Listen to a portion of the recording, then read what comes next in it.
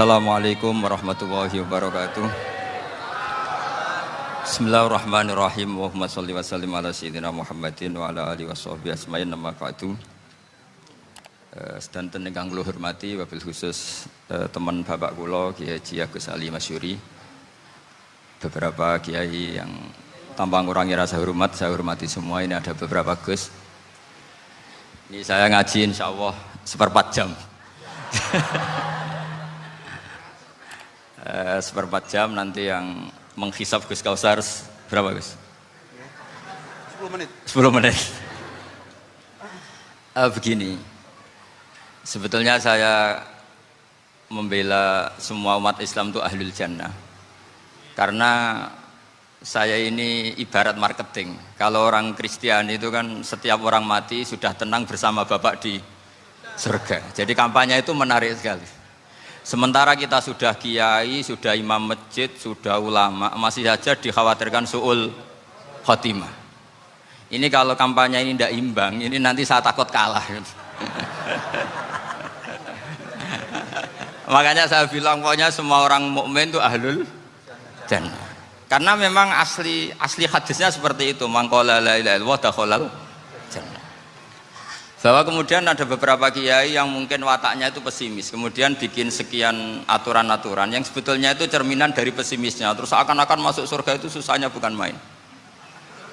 Nah itu saya tidak setuju karena tadi pasti kalah dengan kampanye sebelah yang setiap orang mati dibilang sudah tenang bersama Bapak apa? Di surga. Jadi ini penting. Terus kedua saya bilang agama ini sudah begitu baik. Masa kunci surga sudah dibocorkan miftahul jannah la ilaha illallah. Masa sudah pegang kuncinya nggak jadi masuk surga itu kan aneh. Ya sudah masuk saja, tapi tidak usah minta bantuan saya, masuk aja. Kan sudah pegang kuncinya. Terus ketiga, kenangan terburuk saya ketika jadi kiai itu gini, saya ada beberapa guru SD datang ke saya. Ini agak-agak masalah besar. Gus boleh enggak buka ujian nasional yang masih disegel? Semua guru bilang nggak boleh, itu kriminal kan. Ada satu guru yang bikin analogi agak kacau. Boleh saja. Wong ujian di kuburan saja dibocorkan para kiai nggak apa-apa. Itu.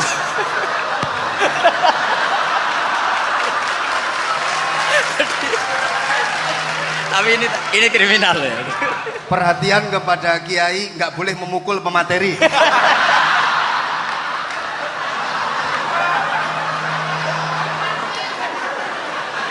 Jadi tentu itu analogi yang salah kan. Marrobuka kan, Tuhan kamu siapa, Nabi kamu. Tuhan kamu siapa, Nabi kamu siapa, imam kamu siapa. Ini kan sudah dibocorkan oleh para kiai. Artinya apa? Nak raiso jawab kebablasan gitu. Terus guru ini berpikir kalau ujian akhirat sekrusial itu saja bisa dibocorkan, kenapa ujian nasional tidak boleh? Tentu ini kias yang salah, saya tidak ngajari seperti itu. Tapi saya ngajari ke kalian betapa mudahnya masuk surga. Kunci jawaban sudah dikasih, kunci pintu masuk sudah dikasih. Kok sampai tidak masuk, ini kebablasan. Paling salah gurunya. Jadi ini kenapa saya sering cerita orang mukmin semuanya itu min ahlil jannah, itu saya jamin. Sama tidak usah takut su'ul khotimah, tidak usah takut berlebihan seperti itu. Karena setahu saya, setidaknya saya mewakili ulama zaman ini. Rata-rata guru kita ini bermadzhab Syadzili dalam berkeyakinan berpikir tentang Allah. Di antara ini yang mulai saya ngomong serius, supaya tadi kan guyonannya sudah diambil Gus Reza sama Gus Kausar. Saya tahu kenapa mereka guyon. Kalau ngomong serius takut kalah sama saya.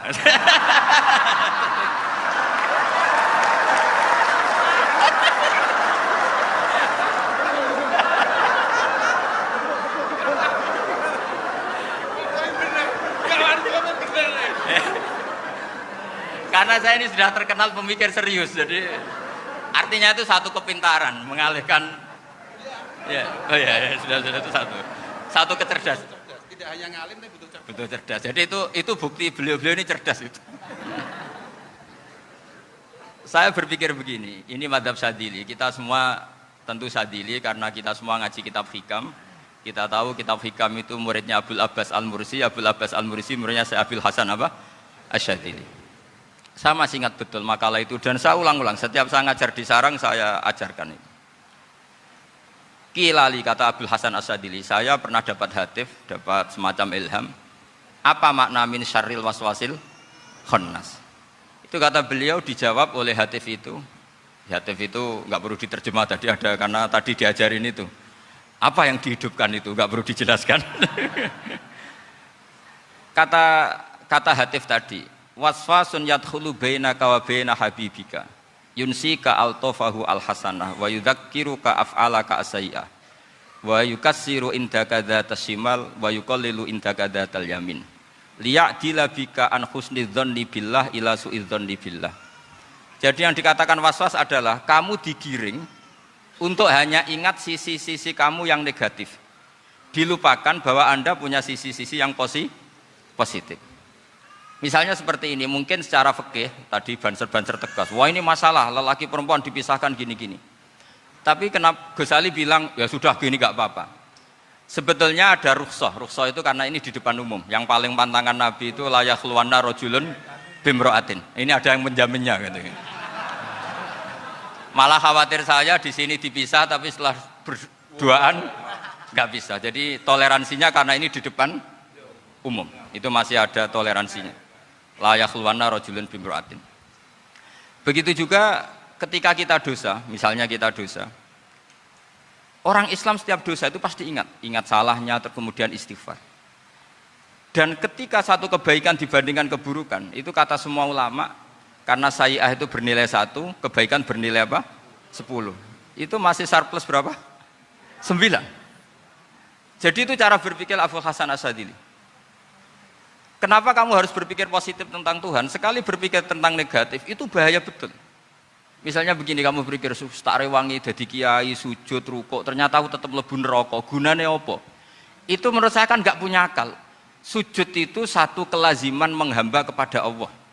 Normalnya seorang hamba itu ya sujud.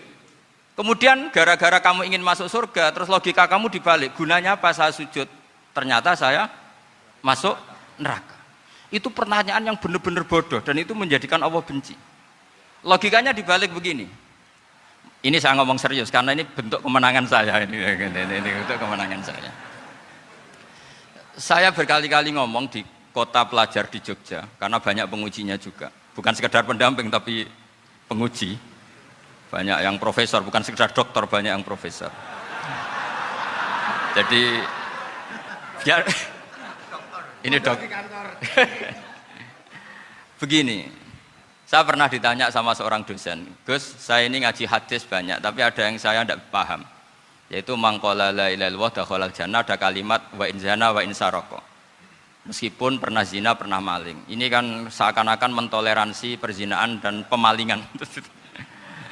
Terus saya bilang, oh makna hadis itu seperti ini. Jadi kebenaran absolut, kebenaran yang mutlak itu tidak akan terganggu oleh status perilaku seseorang.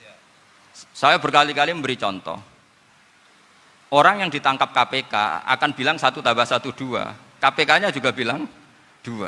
Rivalitas dalam politik, Pak Prabowo ya bilang 2, Pak Jokowi juga bilang 2.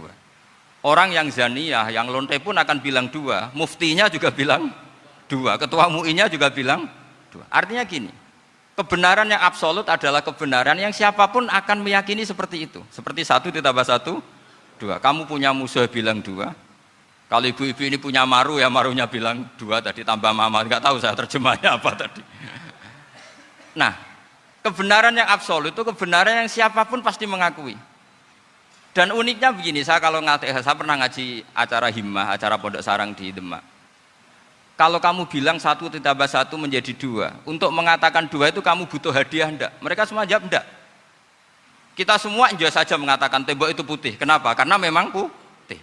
Kita mengatakan 1 tambah 1 2 karena memang kita tanpa presentasi dapat hadiah, dapat penghormatan. Kenapa untuk mengatakan Allah itu Tuhan kita butuh surga? Memangnya kalau tidak ada surga Allah tidak jadi Tuhan?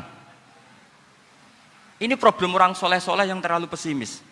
Makanya nanti orang-orang soleh itu masuk surganya berat. Tapi kalau orang alim lebih gampang kira-kira seperti itu. Iya, karena kan imannya lebih bagus. Dalam hadis qudsi Allah ini yang dibuli orang-orang soleh. Laulam akhluk jannatan wala naron alam akun ahlan an uto'ah, dalam hadis qudsi itu. Kalau saja saya tidak menciptakan surga dan neraka, apa saya tidak jadi Tuhan yang perlu ditaati? Apa kalau kamu tidak saya kasih uang 1 juta terus bilang 1 tambah 1 11? Enggak kan? Tetap bilang berapa? 2. Kalau kebenaran absolut yang 1 tambah 1 kamu bilang 2 meskipun tanpa mendapat hadiah. Kenapa untuk bilang Allah Tuhan kamu butuh hadiah surga? Itu kan serah ikhlas belas. Makanya saya terus mengajarkan ikhlas. Ikhlas itu bisa dilatih dengan akal, dengan pikiran, bil ilmi lah. Harus dilatih. Nah di sini ini momen atau makna yang mestinya harus difahami wa inzana bahwa kalimat ini sah meskipun dilafadzkan seorang yang pernah zina. Sama seperti 1 tambah 1 2 sah, diucapkan siapa saja sah. Dan siapapun akan mengucapkan itu secara ikhlas. Ini penting saya utarakan. Sehingga setelah ada firqah-firqah takfiri yang mengatakan orang megang keris itu syirik, ke kuburan syirik, ini syirik.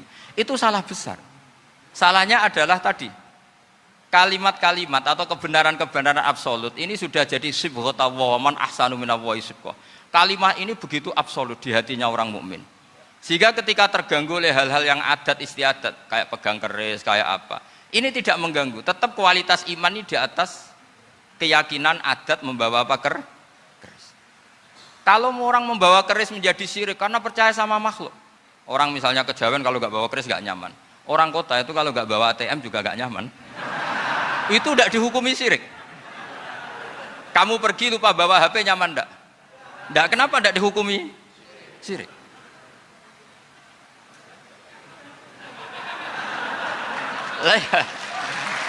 Jadi ini logika-logika. Jadi makanya ini Gus Reza boleh ngeritik saya. Saya tuh berkali-kali bilang, saya termasuk ulama yang mau bikin gerakan cangkem elek.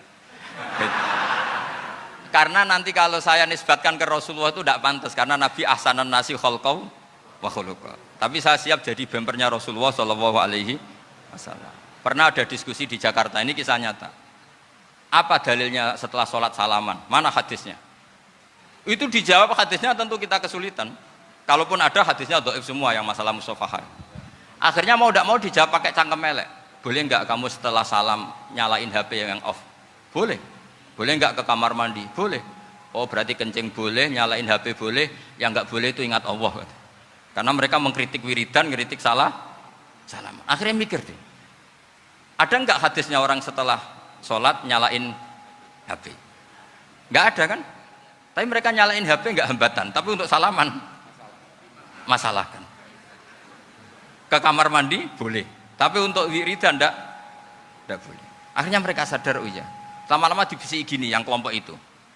Kamu itu korban aliran supaya kamu gak ingat Allah, ingatnya HP-nya.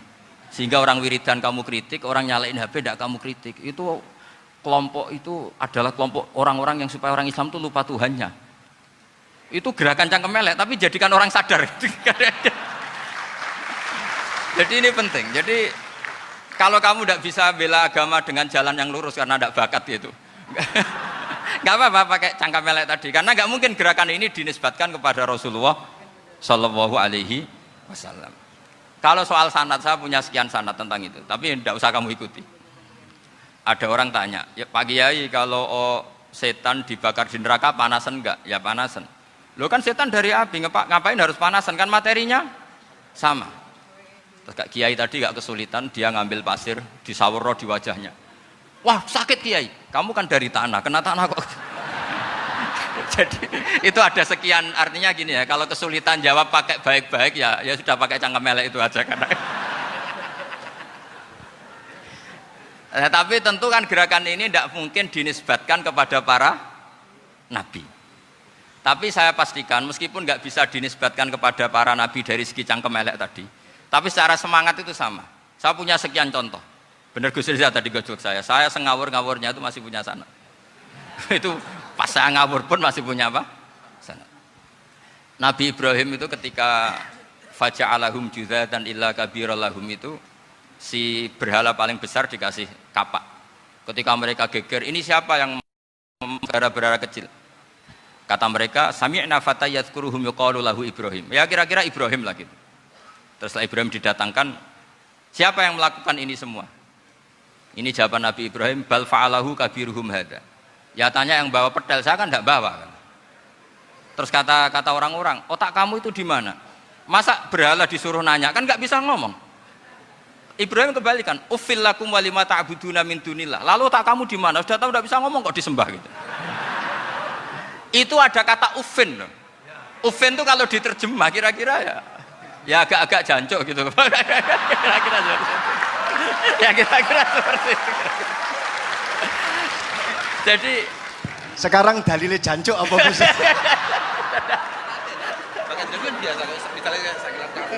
Sudah itu.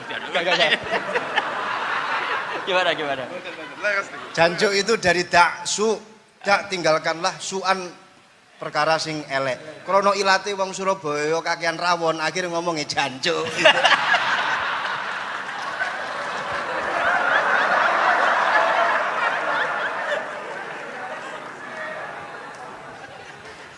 Jadi mulai dulu melawan kebatilan itu harus pakai logika yang vulgar. Karena memang nggak mungkin dengan bahasa-bahasa priayi itu nggak mungkin. Dan ini penting saya utarakan. Nah, kalau nanti nggak mungkin dinisbatkan kepada Rasul karena Nabi adalah ahsanan nasi khalqa wa khuluqa, kita yang ngambil alih saja. Gus Reza, saya, Gus Kaustan ini cara cangkem elek kan pantas. Luas. Selain bakat ya sudah natural. Karena memang itu cara kita menjelaskan kebenaran. Saya ulang lagi, itu cara kita menjelaskan apa? Kebenaran. Mau tidak mau. Saya pernah ditanya sama seseorang, Gus, beberapa nabi itu kan poligami itu bukti hipersek. Karena yang tanya itu orang nasionalis yang nggak pati senang Islam. Terus tak balik tanya, perempuan itu makhluk lemah enggak? Ya lemah. Kalau nolong lama satu itu gimana? Ya baik. Kenapa nolong dua jadi tidak baik? Harusnya kalau nolong tiga tidak baik. Tapi saya tidak dukung poligami. Ini cerita saya. Setidaknya mereka jadi ingat. Saya itu pernah ditanya agak-agak orang ateis. Dia benci Islam tapi neliti Islam. Pertanyaan kedua, kenapa dalam perang itu seakan-akan Nabi itu perampok? Hartanya orang kafir disita kemudian menjadi ghanimah. Itu kan kayak ngerampok. Terus saya tanya gini, kalau ada penjahat ke rumah kamu kemudian pakai senjata api, setelah kamu ringkus, itu senjata api kamu kembalikan apa kamu sita? Oh ya saya sita, kalau tak kembalikan dipakai ngerampok lagi. Ya sama seperti itu, kalau kekuatan mereka dikembalikan akan dipakai kekuatan mereka lagi. Jadi ya lagi-lagi ini kemenangan orang serius. Karena nanti guyanya sudah dintekno sama Gus Safa sama Gus Riza. Nah, kenapa saya ngajar begitu rileks, begitu santai? Karena pikiran saya sederhana. Fa innal uqula muttarratun ila qabilil haq. Akal sehat pasti dipaksa menerima apa? Kebenaran. Sehingga kebenaran itu tidak usah kamu omongkan secara serius, tidak perlu. Kebenaran itu mudah diterima. Saya itu pernah ngaji berkali-kali di Jogja di mana-mana sampai ada buku seorang dokter nulis tesisnya itu bangga lagi menjadi muslim setelah ngaji saya itu. Karena saya menerangkan itu ringan. Orang Islam itu harus mencintai Allah. Ciri utama cinta itu tidak tegang, rileks. Saya bilang begini, kalau kamu pernah 1 tahun digratisi orang rumah, makanan, kamu kira-kira itu mudah nggak mencintai orang yang berjasa sama kamu minjemin rumah dan kasih makan gratis? Mudah kan? Apalagi kita ini mudah mencintai orang yang minjemin mobil 1 tahun, ngasih rumah 1 tahun, apalagi selamanya. Kenapa kita tidak mudah mencintai Allah yang memberi kita bumi, air, oksigen, semuanya kita dikasih Allah? Akhirnya mereka mikir, wong mencintai seseorang yang ngasih dalam durasi 1 tahun saja mudah, apalagi mencintai Allah yang ngasih kita tanpa batas. Itu disebut walladzina amanu asaddu hubbal lillah. Orang mukmin itu mudah sekali mencintai Allah. Caranya dilatih tadi. Kita mudah mencintai orang yang berjasa sama kita. Kenapa tidak mudah mencintai Allah yang tentu jasanya lebih besar? Nah, karena akhir-akhir ini banyak orang yang terlalu nazir, terlalu kata Nabi kan basyiru walatu nafiru yasiru walatu asiru. Sehingga saya bikin gerakan. Pokoknya semua orang mukmin pasti masuk surga. Nanti soal ada kesalahan-kesalahan kecil yang menjadikan orang su'ul khotimah itu sifatnya kehati-hatian. Jangan menjadi hukum. Hati-hati itu tidak menjadi hukum. Kalau kamu nyupir hati-hati itu bukan berarti pasti kecelakaan, enggak. Hati-hati itu ya hati-hati saja, tidak menjadi hukum. Ini penting saya utarakan karena kubu sebelah kampanyenya sudah tadi, setiap mati mesti tenang bersama Bapak di surga. Sementara kita mau kampanye, kamu sholat tidak mesti diterima, haji tidak mesti diterima, jadi kiai tidak mesti masuk surga. Coba kalau kita kampanye gitu terus, yang mau jadi muslim itu siapa? Jadi ini sudah tak perhitungkan matang-matang saya milih mazhab seperti itu. Ya ini saya pikir sudah, ini pembandingnya supaya punya waktu. Saya suka sekali. Nah ini yang sesi terakhir ya, sesi terakhir. Saya akan cerita fikih karena Nyun sewu Gus, ada iklan sebentar dari ibu-ibu, pentolan mic kurang dekat ke mulutnya Gus Baha. Sehingga suaranya tidak terdengar sampai ke belakang. Oh, gitu, pentolannya didekatkan Gus ke gitu. mulutnya. Ini kalau ngomong konotasinya itu mesti nyerempet. Sudah apa ya? Sudah ahlinya di situ. Ya malah ada di situ.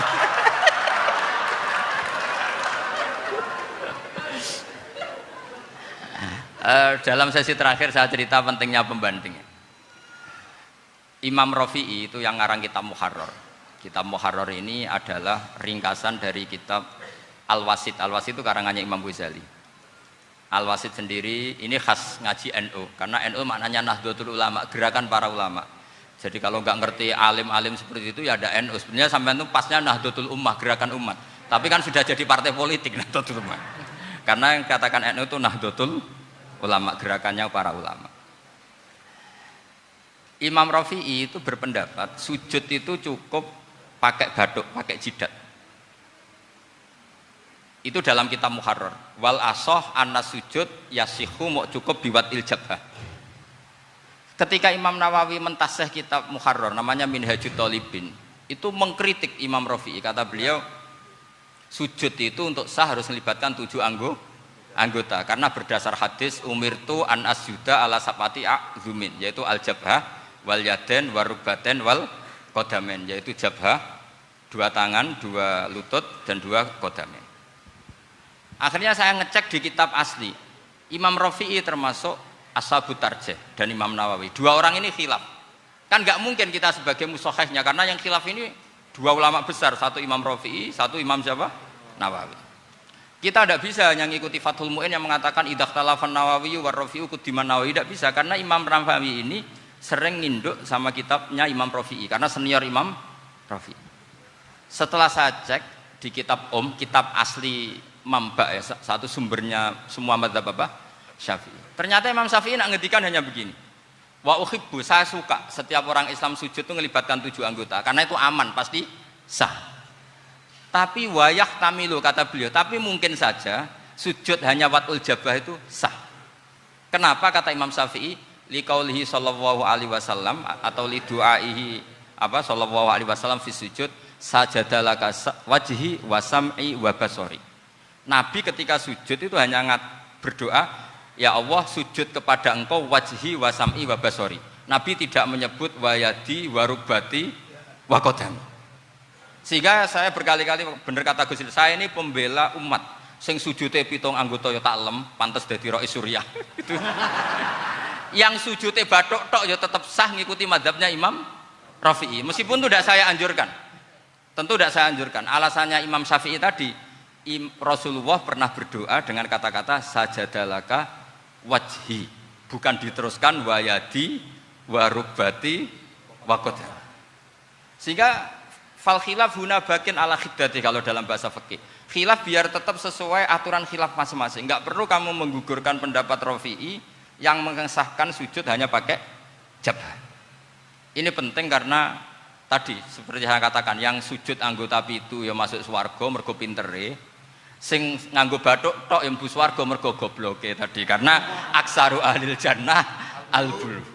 Nah ini mazhab saya. Jadi saya itu ingin umat Islam itu baik-baik saja. Iya betul. Mazhabin jenengan. Ya. Karena tidak mungkin lah kita tidak bela Islam di zaman akhir, tidak mungkin, karena di kubu sebelah kampanyenya sudah seperti itu. Kalau kita ngomong ikhtiyat, kiai ra mesti mlebu swarga, sing salat ngethuk ra mesti husnul khotimah, wah akan jadi repot. Saya ini pengagum teori ikhlas, dilatih bil ilmi, saya ulang lagi, dilatih bil ilmi. Saya ini malunya tadi saya mengatakan 1 tambah 1 2 itu meskipun tidak ada yang memberi hadiah tetap saya katakan 2. Saya mengatakan air itu dingin, tidak ada yang ngasih hadiah, saya akan bilang kalau air itu dingin, kalau api itu panas. Untuk hakikat-hakikat seperti itu saja saya jujur tanpa ingin imbalan. Tapi ketika hakikat mengenai Allah kok saya minta imbalan surga dan neraka, ini apa-apaan? Kira-kira gitulah, Rois Suriah macam apa gitu.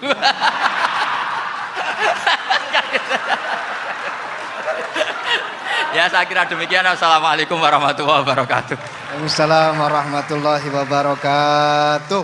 Alhamdulillah. Baru kali ini ada seminar yang dikritik terus sama pemateri itu pendampingnya. Mestinya pembandingnya. Tapi luar biasa para milenial semuanya, Masya Allah, terlihat wajah-wajah surga di majelis ini.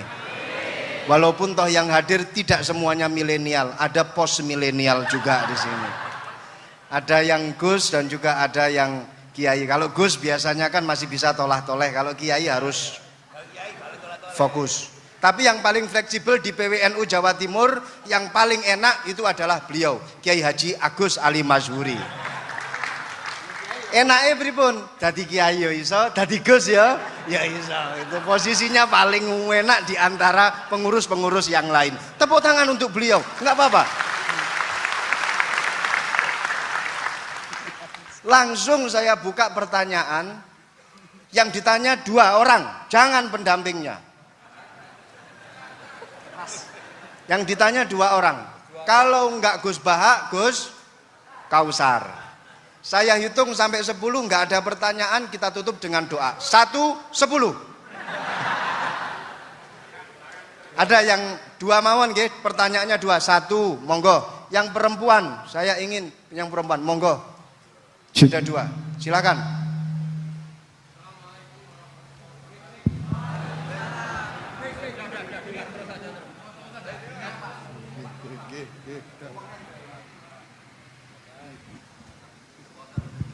Bismillahirrahmanirrahim. Assalamualaikum warahmatullahi wabarakatuh.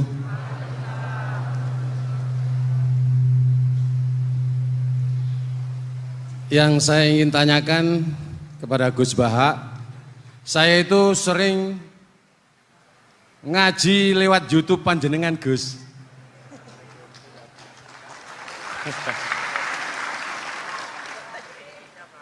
Insya Allah ilmu saya tambah walaupun tidak banyak. Yang saya tanyakan, nopo ilmu kula niki barokah? Yang pertama,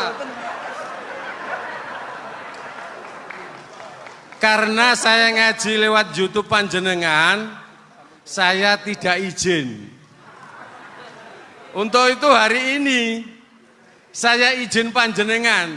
Mudah-mudahan ilmu ingkang saya dapat dari panjenengan niku saged barokah. Niku Gus. Terima kasih. Wassalamualaikum warahmatullahi wabarakatuh. Waalaikumsalam warahmatullahi wabarakatuh. Langsung mawon Gus nggih, yang satunya dulu. Siapa aja? Oh gitu. Monggo Gus. Itu tetap barokah dan kebaikan itu mah nggak perlu minta izin. Kalau kebaikan minta izin jadi repot. Jadi kalau dalam kitab fikih disebut iktifaan bil idzni syar'i, karena syara akan selalu memberi izin sama kebaikan. Itu udah hanya masalah YouTube sampean. Tadi melihat wajah Gus Ali ibadah, pamit dulu. Nanti kalau ada orang alim lewat mau lihat juga pamit dulu. Lama-lama mau baca sholawat, ya Rasulullah pamit dulu mau baca sholawat. Jadi semua kebaikan itu cukup iktifaan bil idzni syar'i. Ya jelas ini ya. Oke, terima kasih. Jangan lupa pulsane tuku dhewe lek ndelok YouTube. Wifi-nya juga jangan nyolong. Harus passwordnya izin kepada yang punya wifi. Baru nanti 100% barokah. Mbak yang belakang bisa berdiri. Yang mau tanya tadi. Ya, silakan. Bismillahirrahmanirrahim. Assalamualaikum warahmatullahi wabarakatuh. Mohon izin Yai Gus, saya di sini mau tanya, selain sebagai pelajar santri, saya juga sebagai seorang mahasiswi di salah satu universitas di Surabaya. Yang saya tanyakan sebagai pemuda milenial, kita semua tahu bagaimana keadaan demokrasi negara Indonesia saat ini. Yang saya tanyakan, bentuk dari hubul waton minal iman. Hubul waton di sini, bolehkah saya sebagai seorang mahasiswi menyuarakan pendapat saya, berjuang bentuk ijtihad demi keadilan berupa demonstrasi?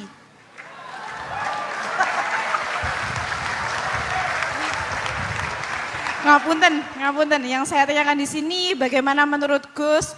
Apakah saya melakukan demonstrasi ini sudah baik atau sangat baik atau mungkin perlu dikaji kembali? Terima kasih. Wassalamualaikum warahmatullahi wabarakatuh. Hubungan antara demonstrasi dan hubbul wadon minal iman. Hah? Oh ya, hubbul waton minal iman. Monggo Gus.